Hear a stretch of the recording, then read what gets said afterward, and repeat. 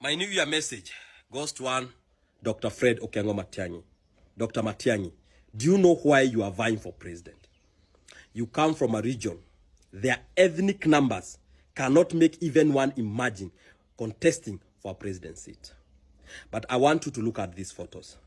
These were young Kenyans who were dragged naked in the street in June 2024 because they wanted good governance for their country. These are Kenyans who are shot dead in broad daylight in June 2024 because they never asked for any ministerial position. They never asked for any negotiation. They never asked for one of their own to be made a minister. They just wanted a good country. These are Kenyans who are maimed on the street. These crosses you see here, it is not carpentry designs that were made and put somewhere for people to see.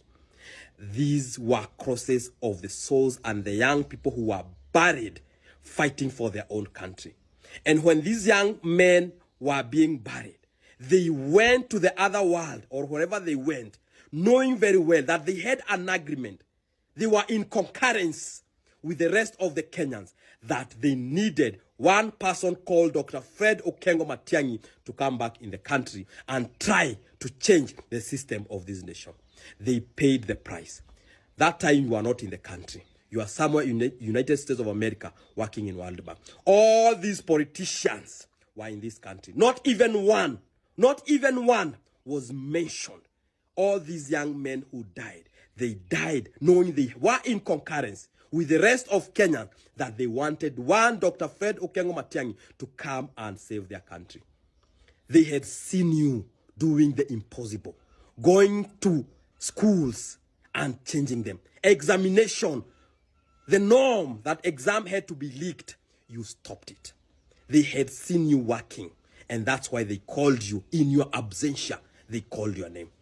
Dr. Fred Matiang'i, I want you to know that every homestead in this country, they have one person who is campaigning for you tirelessly, and they want nothing. They just want you to be at the helm of this country and try to change how things are done. You are the only hope these young men wanted when they were going to the street. I want to tell you, as January kicks off, I want you to go to every village in this country. I saw you the interview the other day, and you said you don't have money, that Kenyans will fundraise for you. Ata kama utabebwa na nduthi, nataka uende mpaka Rokichal. Ata kama utatembea mguu, nataka uende mpaka Kuresoi huko kwetu Nakuru. Ata kama utatembea mguu ukinyeshewa, nataka uende mpaka Akithi huko Meru. Talk to Kenya. Tell them it's possible that country can be changed by a leader who is firm. Some people call you a dictator, but we want a firm leader. I should look at the videos of Singapore and how it changed. The Lee Kuan Yew guy, he was a firm and a no-nonsense leader. And that's why Kenyans died. Young people died calling for you, Fred Matiang'i. And it's not just young people. For the first time, we had parents who were supporting the demonstrations. They were giving their children fare to go to the streets so that this country can change. We had churches praying for the young people who are going to the streets. This is the 2nd day of January 2026 New Year. You don't know the misery, the agony that the parents are going through because of the JSS placement that is happening.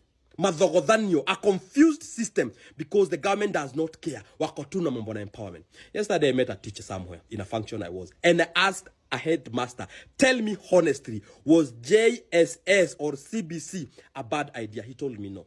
It was a very good idea, but it needed a lot of capital, a capital intensive model. But with this regime that is cutting capitation day and night, CBC is meant to fail.